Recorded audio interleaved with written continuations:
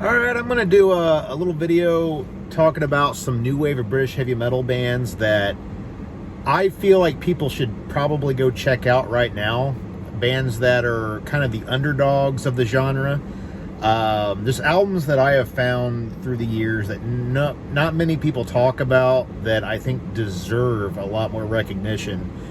I'm going to mention 8 bands on this list. First, I'll start off with the band Desolation Angels. This is a really... I found out about this band a long time ago. Actually, I found it on vinyl, and unfortunately, I didn't buy it. But I remember thinking the album cover was really cool. So later on I checked it out and I got the CD. But this album's kind of like a really dark, heavy new wave of British heavy metal album. And if I remember right, I think it came out a little later in the game, like around 84, 85, maybe. I don't know. I totally recommend you checking this out. They did some more stuff later on, I think. But their first album's the one I recommend. I think it's just self-titled Desolation Angels. The second band I want to talk about, let's see here, Bitches Sin. This is one that I don't know. Like, this band kind of gets treated like they were never really that great, that they were just okay. If you go by their very first album that it came out maybe like 1980 or 81 or so, it's called Predator. That one's all right. I wouldn't say that one's that good, but the one that I like is the album Invaders. And it came out like later in the 80s. Surprisingly, there's like a big gap between releases on this one.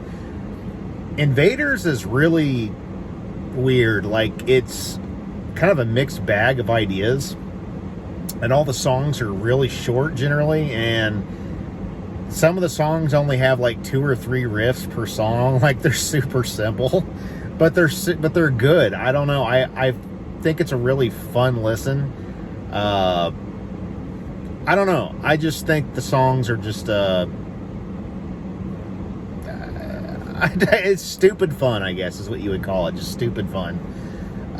Next, I want to talk about the band Chariot.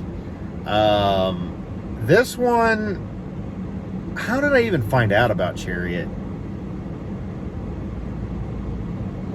I don't even know how I found out about Chariot.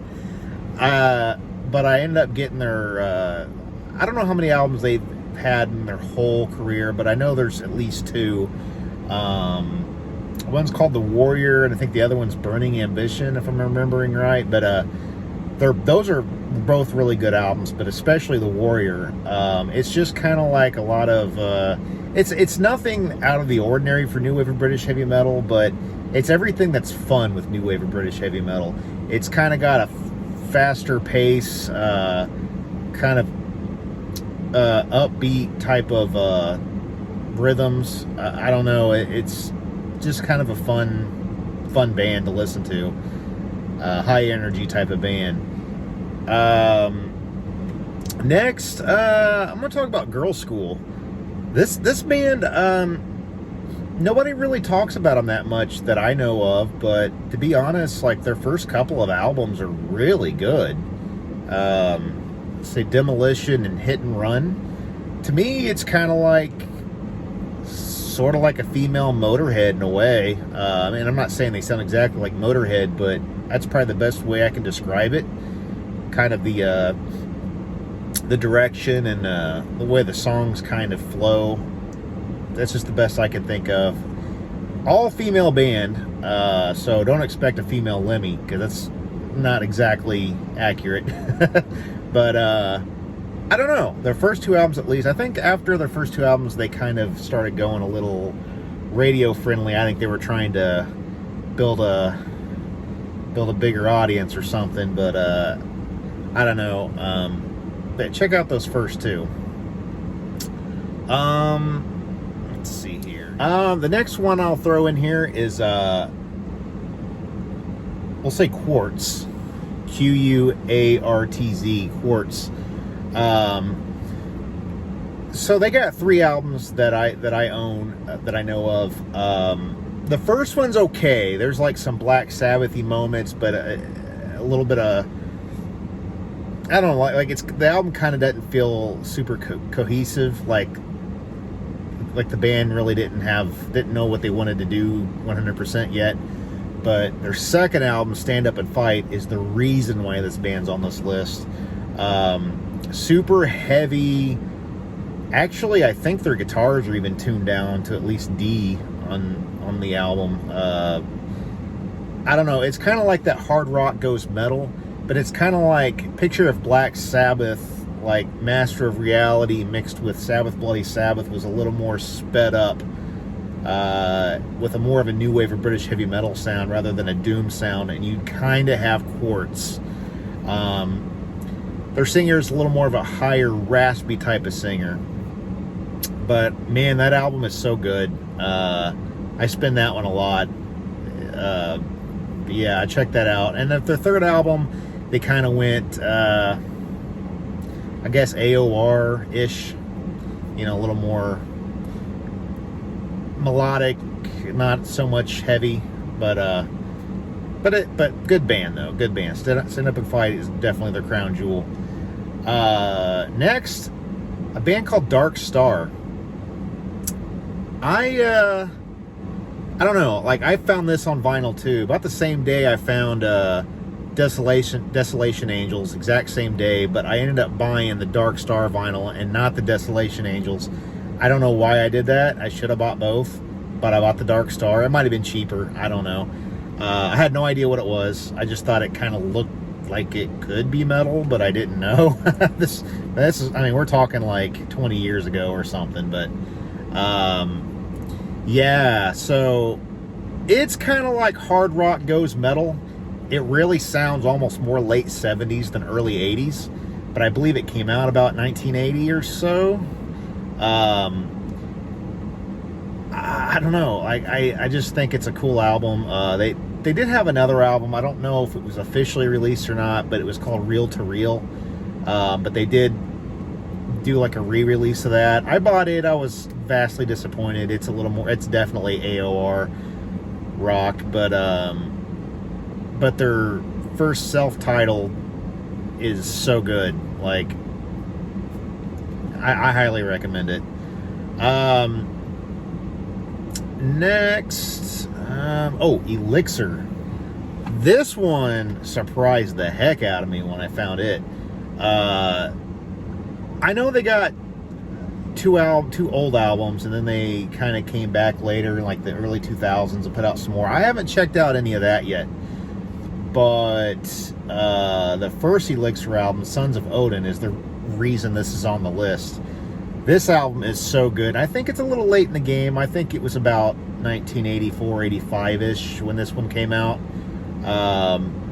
But, oh man, like, speaking of oh man, it kind of reminds me of the band Omen. I think they kind of get some comparisons to Omen a little bit. Not to say that there was any kind of an influence there. I think that's probably solely coincidence, but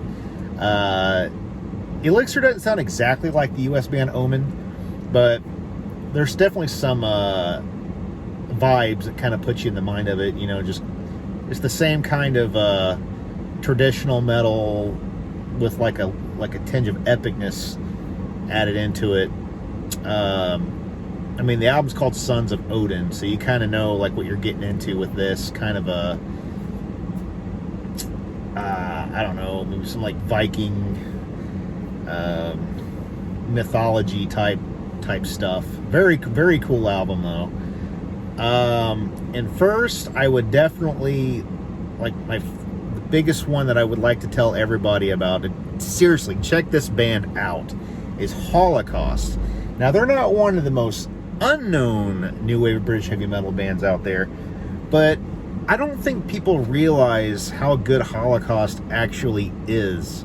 The band, not the Holocaust, the band Holocaust. I mean, Metallica kind of brought some attention to them with covering The Small Hours, which is a very, very cool song. But it was only a live song off the live Curry and Wine by Holocaust, They did do a re-recording later on an odd album called Hypnosis of Birds later, but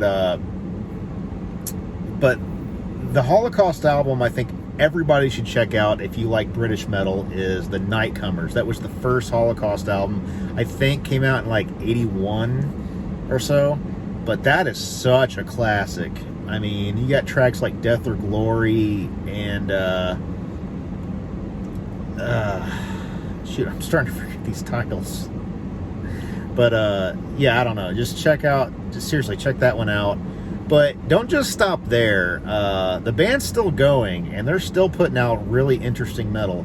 I mean, Holocaust has gone anywhere from like new wave of British heavy metal to putting out like weird like a thrash album, like Voivod, to just doing like weird oddball prog albums like Hypnosis of Birds and Covenant and The Courage to Be.